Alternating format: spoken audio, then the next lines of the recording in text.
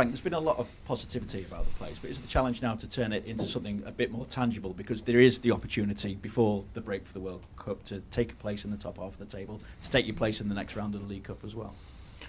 Yeah, what is tangible? Just points. Yeah, that would be great to finish this block well going into the World Cup. But yeah, I think it's positive because I think people can see, especially in-house, our fans and people here can feel that we're working hard, working in the direction.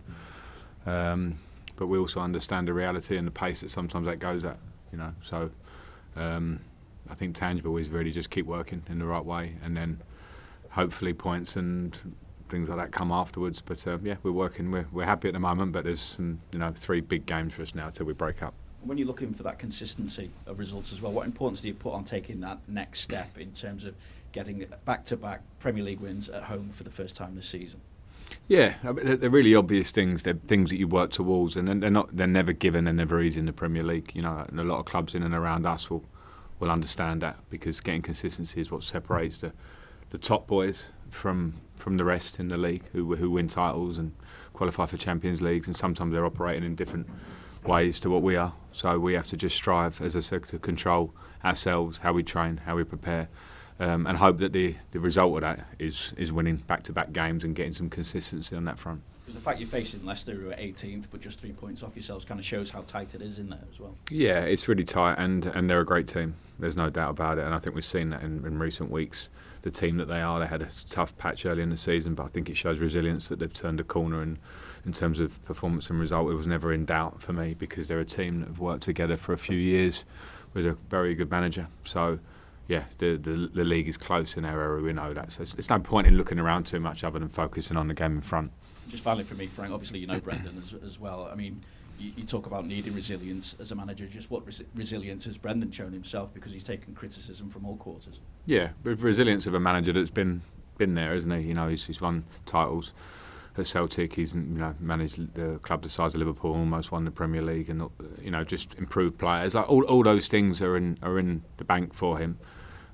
We all go through tough patches, and that was probably the first real tough one I guess he's had at Leicester. But what you saw was, from the outside, I just saw someone who looked like they were confident that it would turn, because they work hard at what they do and they've got good support around them at the club. And I think that is, the sign of a good club and a good manager. And now you're seeing their performances get back to where they were. So yeah, it's going to be a really tough match for us. A couple of good memories against them last season. Obviously, there was the late equaliser from Richarlison at Goodison, but I suppose the bigger one was away down there, and the scenes afterwards down at Leicester. Yeah, but completely different, and they were very good in both games as an opponent. They were good at Goodison in the first half, particularly. It was a tough match for us, and we fought for a draw, and then we fought for a win, which was so important to us towards the end of the season. So it was a great atmosphere and great from our part. But again, it was a tough match. They're a possession team. They moved the ball really well. They've got great talented individuals in their team.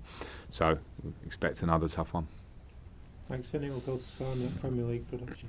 Hi, Frank. Just a word about defensively as well, because Leicester have obviously got a lot tighter at the back. You've had I think it's Everton's best start defensively for 16 years, and yet you've faced the most number of shots so far this season. What does that tell us? Probably a few things. We're affecting the quality of shots against us. If it's the most number and we've got that good a record, then of course people are taking on more difficult shots than maybe they would have done last year against us. At face value, it seems like that, but there's lots of underlying stats on those points. And I've been on the flip of it. I've been on the flip in my management career, where we're defending very, very well and conceding a lot, maybe individual performances, goalkeeper, those things previously. At the minute, we've got good individuals doing their job. There's a good structure to our team, and a desire to defend our goal. And I think you just have to give credit on that point. You mentioned goalkeeper. It's a good time to mention Jordan. Then his save ratio is 80% now, which is a good chunk more than all of his previous seasons. What is he doing at the moment that he's lifting that, or is it just the sheer number of shots that he's facing? I think he's just playing at a high level as he was last year. I think it's Jordan is in the top bracket of goalkeepers in the world, in my opinion. He's England's number one, and when you look at the top teams in this country who've won titles in the last 2 or 3 seasons or more, their goalkeepers are world-class goalkeepers. Edison's and Allison's and these people, they are top-class goalkeepers. So they help your team. They make saves when you rely on them. They train well. I know that from Jordan's point. He's a great professional. So it's just him doing his job really well. We seem to have talked about set pieces even before you even came here at Everton, and both yourselves and Leicester have conceded more from set pieces than any other team in the Premier League. What can you do? Is it sometimes luck? Is it, or are you going? We've conceded more than this season. Everton and Leicester have conceded more from set pieces than anybody else This in the season? League this season. Yeah, you sure about that one? I don't know. I'm going to go. You might be right. I'm not sure either. Told So. Leicester have conceded 26 and Everton have conceded. 26. I'll double check that one. But Leicester haven't conceded 26 from set pieces. It's on target, but All right. No, I'm not trying to be clever, because I think defensively, from set pieces, we've been very sound in many ways. So we need to continue with that. We can score more from set pieces. I think there's been a trend this season of teams maybe not scoring so much from set pieces. Maybe teams are tightening up. But yeah, it's not one for this season. it's from the start of last season. Apologies. Okay. Well, I came here in February, so let's leave that one. That's good preparation. Cheers. From the reporter, isn't it? No worries. Apologies, Frank. So the other end of the pitch, anyway. Dom, full 90 minutes for him in the last game at Fulham. How's he reacted to that out on the training pitch? Good, very good. He's trained through the week, and every game is more in the tank for him, and more confidence in his own fitness. And we can't expect goals every game. We all want that. He had a good chance in the last game that he would have wanted to take, but you see that he's becoming more like himself, and I think that's a great thing for us. So yeah, it's a big plus for us. Good time for me. Cheers. Sorry about that. We'll go to Carl at the Press Association. Hi Frank, we spoke about how the improvement, the defence has brought dividends, but how do you move on from there and get more goals into the team? Play like we did against Palace. Play it with an intensity and a good energy in our game, and an idea that we want to play. And I think we have to continue with that. At Goodison particularly, use our positivity and the way we're playing. We've got good confidence. At Goodison, we're developing our game and trying to be more progressive in how we play. There'll be little blips in the road where maybe we're not as productive or creating enough in certain games in the last sort of month. But some of those games have been on the road in tough circumstances. But we just have to keep believing and understand that we have to work for that. If you look across our front line, Dominic obviously, and we brought Neil in, but like in terms of what goals do we get from wingers, we need to improve that because it's not been there, and it's normal. It's the development of a winger. These players that are plundering in 20 plus goals from wide areas, and Mo Salahs and the Raheem Sterlings. We're not doing that at 21. So when you look at our team and the young players we've got, sometimes it's like, okay, we're striving forward towards those things, and maybe then as we progress, we'll become more clinical in a scoring way. But yeah, we've got the idea of what we did against Palace. We scored 3 goals. We had good chances against Fulham. Probably could have scored at Fulham last week, but it wasn't to be. Just check on team news issues. If you any issues or any returns? Or? No, we don't. We've got Ben Goffrey's back on the training pitch with the team, which is great. And training well. Yerry Mina is at that last stage of that as well. He's trained a few days together this week consecutively, so he's very close to being able to play. And we're sort of we're at a decent position with that at the minute. Thanks, Carl. We'll go to Alistair at the BBC. Hi Frank. I don't know whether you saw comments this week which attributed to the Besiktas coach about Dele Alli. Said that maybe his performing or his efficiency was below expectations. I just wondered what you thought of that, and have you been in touch with him and to ask him how things are going out there for him? No, I haven't been in touch with him personally, but James Vaughan, who does our loans, is in touch with all of our players that are out, and I saw those comments, but at the moment he's not playing for us. I don't watch their games regularly, if I'm honest. I've got enough on my plate here, but we will obviously check in with all our players. But so we're across it, but those comments I just saw, as you did. There's been a lot of debate, obviously, around the World Cup in terms of the amount of games that are being played at the minute, and obviously quite a few players have been injured as well. I just wondered whether you'd sort of noticed maybe those that are included on that 55-man list amongst your squad, or more generally in the Premier League, whether sort of there's the signs of levels have dropped off at all, or your players may be conscious of getting an injury before the tournament? No, not from my players. I think that's pretty impossible. I say impossible, I can't speak for everybody, can I? But I think if you were playing at this level, I wouldn't expect that from my players, and I haven't seen it. I think you have to keep at a level for your own form. your own fitness in the sense, keep doing the right things, which means you have to train at a good level to be able to play every week. And if this World Cup's coming quicker than ever in terms of the minute they stop, they'll pretty much go straight into it. They need to be at a good level. I think the injuries some of these injuries are normal. I've played when it was like Rooney's broken metatarsal or Beckham. I remember Beckham this, and so injuries happen. Maybe they're more frequent at the minute because of the squeeze of the fixture list for certain teams, particularly who are playing in Europe. Playing regularly every few days, so that squeeze seems to have affected it slightly, but it is what it is. But I've not seen any change in my players. Have you seen any change in the levels of the Premier League, do you think, at all? In terms of the intensity, maybe? Do you No. think there's been a drop-off? No, I haven't sensed that. I haven't seen that. It's the most intense league in the world, so maybe players that are playing in it regularly are maybe at more risk, maybe, because they have this. They have to repetitively train and play and perform at top levels, and that stresses your body. So maybe in the league that risk is there, but I think squads generally big enough to handle that. Particularly these teams that are playing in Europe, they generally have 25 players or so, 22 to 25 outfield players that can rotate in and out of and keep the level of the team. So that's just kind of where the modern day game is, and this World Cup was always going to bring around some issues around it because it's different to what we know before. But there were issues with the old World Cups. We always used to not complain, but wonder what to do with that 3 weeks, 2-3 weeks in between the end of the season and the start of the World Cup. That was a difficult thing to challenge, so they normally bring up different challenges. I don't suppose you're willing to declare how many of you are on that 55-man squad from the Everton?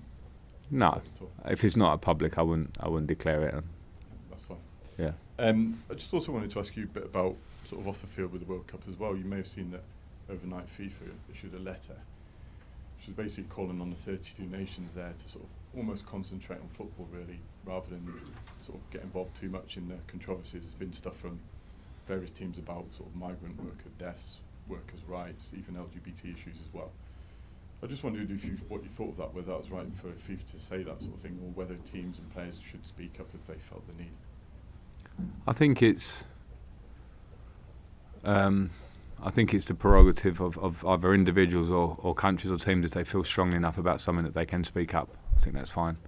I think that's right, and I think it's sort of expected, but I also respect the privacy of people who don't want to and want to go and play football or not. I don't think that makes you a bad person. I think you have a right to speak up or not if you're in the public eye. The World Cup being in Qatar, I think, was always going to bring up these issues, and maybe bringing them up is a good thing generally going forward. That's my opinion on it as Everton manager. Yeah, I think actually Jordan Henderson said something yesterday, or maybe even today, about it's not fair on players necessarily because they weren't the ones that chose for the World Cup to go to Qatar. That was FIFA. So do you feel like the questions should be directed at FIFA rather than the players? Absolutely, and it seems like they've directed the question back, doesn't it? So I think it should be, and I don't think it should be on players if they're comfortable to speak and they feel strongly about something and they're saying something that I think is they feel in the right vein, the right cause, and I think fair play. But also, as I say, like I have to sit here and get asked that sometimes. I don't want to give you my personal answer. It's not a bad thing. It's just the fact that I have some beliefs I think should be. You have that right to not and to get on with your job. The fact that the World Cup's in Qatar is what it is. I don't think it makes someone a bad person to go and represent their country there and stay quiet, or to represent their country there and speak about certain things that they believe strongly in. Oh, thanks. Thank you. Thanks, Alistair. We'll go to James Mountford at Radio Merseyside, please. Hi Frank, just on the World Cup in terms of internally, how are you keeping the players who aren't going to Qatar in tip-top condition back here? Because unlike it's a summer World Cup, it obviously comes in the middle of a season. Sure. Well, we're going to Australia for 2 games, so that's a good thing. It's great for us as a club to go out there and see our fans and play competitive games. Some players need them. Some players have not been playing so much. Players returning from injury. So that's a week. Then the players will have a little bit of time off, which again I think this season is good for those ones who are due it. And then we'll train back into the season with a couple of friendlies, probably behind closed doors to keep the lads with some match practice. And then it all starts again at the end of December. Just ahead of the Palace game, is Nathan Patterson ready to start now? Sorry, the Leicester game. The Leicester game, yeah. Sorry, yeah. He is ready to start. He came on last week, and it's more just my decision now of how ready to start he is. And looking at your bench you named for the Fulham match, are you now able to name the strongest 20-man squad you've been able to do so since you've been at the club? Yeah, since I've been at the club, yeah. yeah, we've got a pretty clean bill of health on fitness-wise now. We've got some competition in areas of the pitch that wasn't there last season. So yeah, I am, and you know that's now for me to sort of manage that, manage the squad, manage in-game, manage players that want to play more minutes, because a good problem can sometimes give you other issues because players want to play. But we can't complain about feeling in a stronger position. So it's up to us to sort of take that forward. Just finally for me, some more exciting pictures this week from the developments at Bramley Moor Dock. How excited are you when you see things actually coming together in a really exciting way?